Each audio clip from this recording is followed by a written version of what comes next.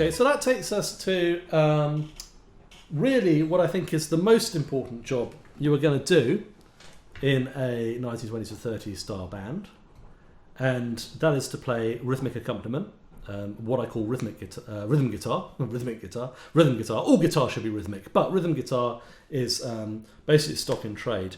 Now, obviously, I think a lot of people who have an interest in jazz guitar generally might be aware of the kind of, gypsy jazz style of comping, that kind of thing, or which is a certain thing, and actually that's called le pompe in gypsy jazz circles, at least when they do it. I might not have done it very well, but and I would separate myself from that, because I think when you look at gypsy jazz, you're really looking at a style of music which has evolved a lot. It's taken on aspects not only of modern jazz but also of other types of music as well. It's an eclectic style. It's not just pure Django. And I'd say the main thing that a lot of players do now in gypsy jazz, which you don't hear 1930s and 20s players do, is they play a backbeat. So they kind of do that kind of thing. Whereas I think you're much more likely to hear a subtle accent on 2 and 4. You might hear a little bit of that, but you won't hear. They'll sound different. So it's a heavy accent on 2 and 4 in the modern players, because we've all grown up with rock and hip hop and funk and stuff like that, where you've got a backbeat a lot of the time. So it's like we're kind of used to that language in music, whereas that didn't really exist in the 30s. Swing music is all about the flat 4, the straight 4. It's like.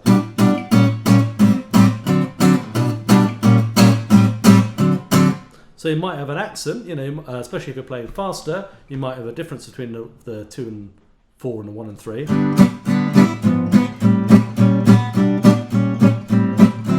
But there's not a snapping, heavy backbeat. So that's one thing I'd say right away. And one mistake I hear a lot of people make, they go, let's see if I can do it.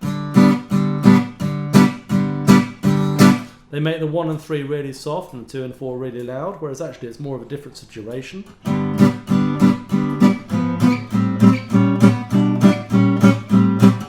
So that's the first thing I'd say. Now, basically, when it comes to rhythm guitar, you've got 2 basic feels. You've got really a 2 feel, which is kind of the one where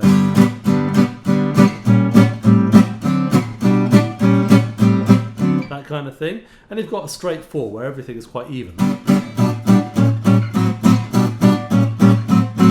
Now, there's a few other things you can do, like if you look at Freddie Green, for instance. He does this kind of figure of 8 picking, which might be quite fun to play around with. So he plays the 1 and 3 nearer, this end of the guitar, the what's that called? The nut. He plays it so it sounds a bit softer, and then he plays the 2 and 4 back here, where you can get a little bit more of a sul ponticello kind of cutting sound. So.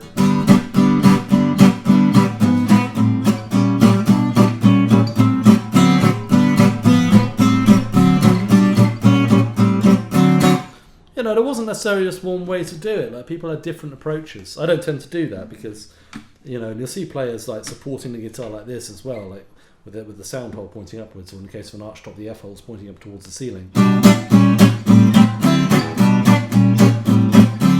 which helps with overall projection, so the guitar becomes less directional, but also it kind of makes the guitar sort of sound.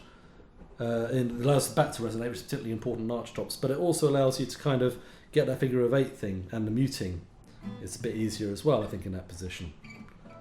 Not as particularly difficult in that position. So, little things to think about in terms of, how you can use the instrument. But the basic thing of it is being able to do that. Now, we don't always play straight 4s, like there's little rhythm stabs and things, like we can go Charleston, Charleston, Charleston, Charleston, obviously after the well-known song, which is.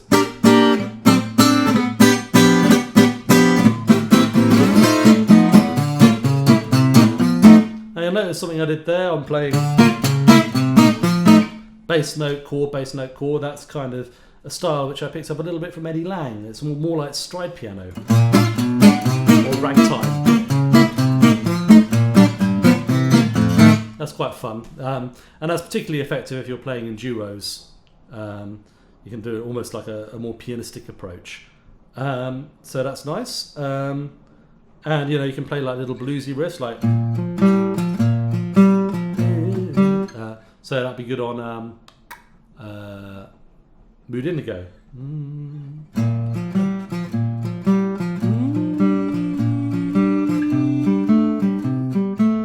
Like that. So you don't always have to play arpeggio figures. But I think the main thing when you're going to do a figure like that is it's about regularity. And I think that's where it's very different from modern jazz comping. You're not trying to necessarily react. I mean, you can sometimes throw in a little stab or hit or something.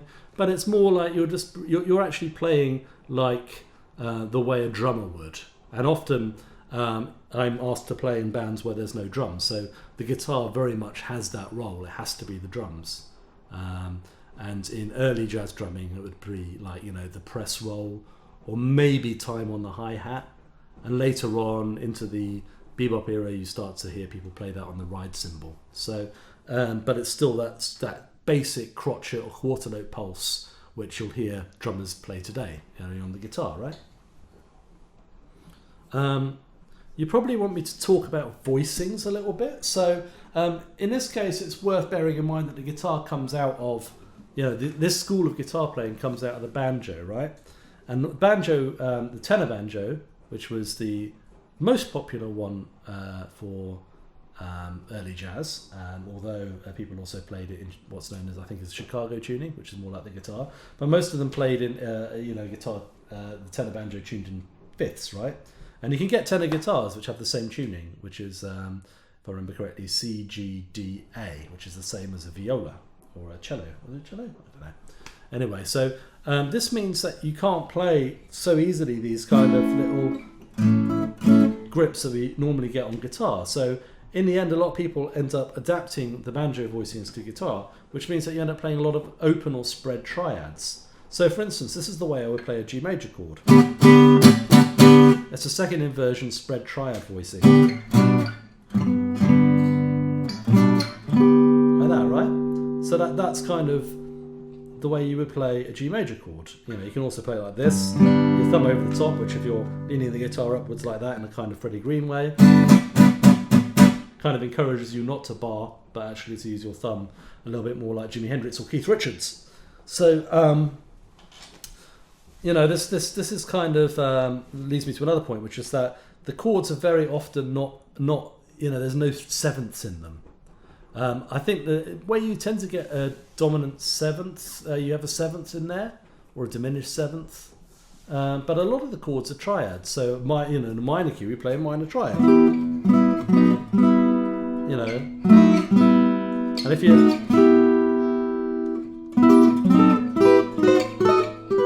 so it's all about almost like classical harmony, especially if you look at the George Van Epps book. I mean, George Van Epps put a couple of books out about chords, but there's the early one, which was written in the 1930s, and then there's, I think, a better known one, is it Chord Mechanisms or Harmonic Mechanisms? That book is not what I'm talking about, it's the earlier book, which is shorter. That's full of nice little kind of exercises to practice, all of which are based around triads. This kind of stuff, right? So this is kind of the style, and it's coming really out, I think, out of romantic and classical harmony in European music. So you can put a sixth sometimes in the chords, but often it's much less than you'd expect. One figure that you get a lot is, for instance, if I play Sweet Sue, which is A minor, D7, G major, you might get this kind of thing.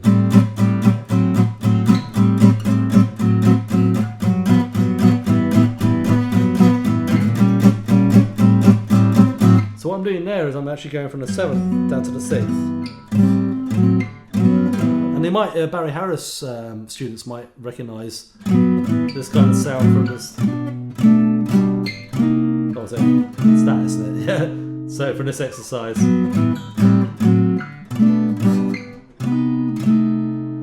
where we go from the 7th to the 6th,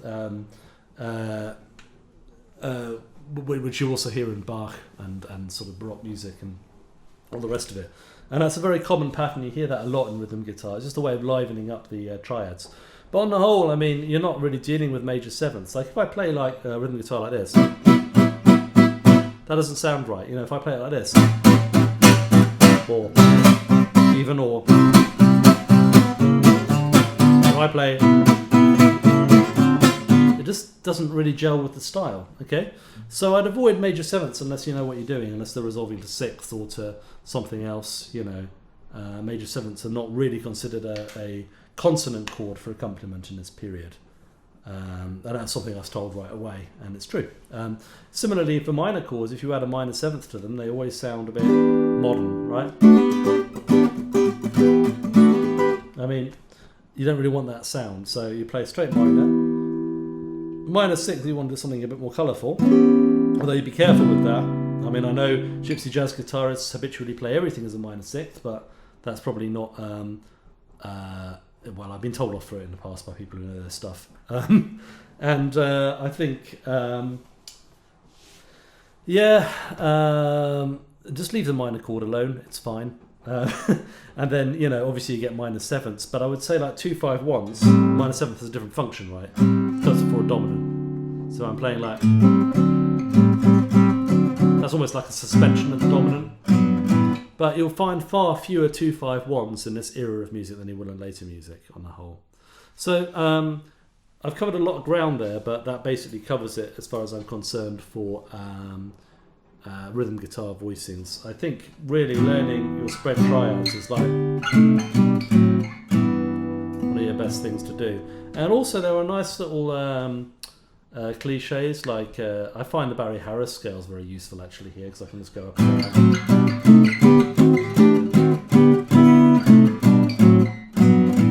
Basically, and sort of block chords or whatever, but using these spread triad voicings, very useful for rhythm guitar. Things like this. So what's that? That's what Alan Kingstone actually calls this a monk move in his book on Barry Harris chord stuff. But this predates monk. This comes from like the era of Fats Waller and stride piano and all of that. Remember that the great Harlem stride pianist James P. Johnson was actually Thelonious Monk's teacher. So this is probably where he got it from. And the reason why I think he calls it a monk move is because it's...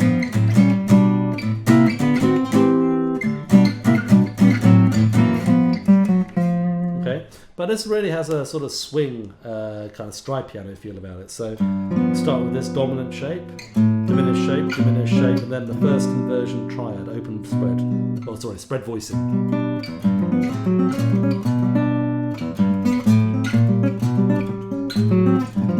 Both ways.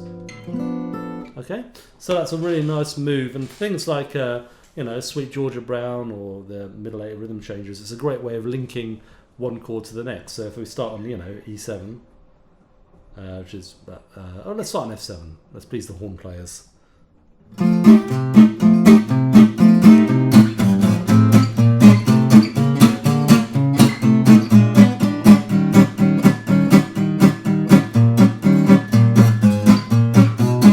Notice that I'm not doing a lot of alternating bass.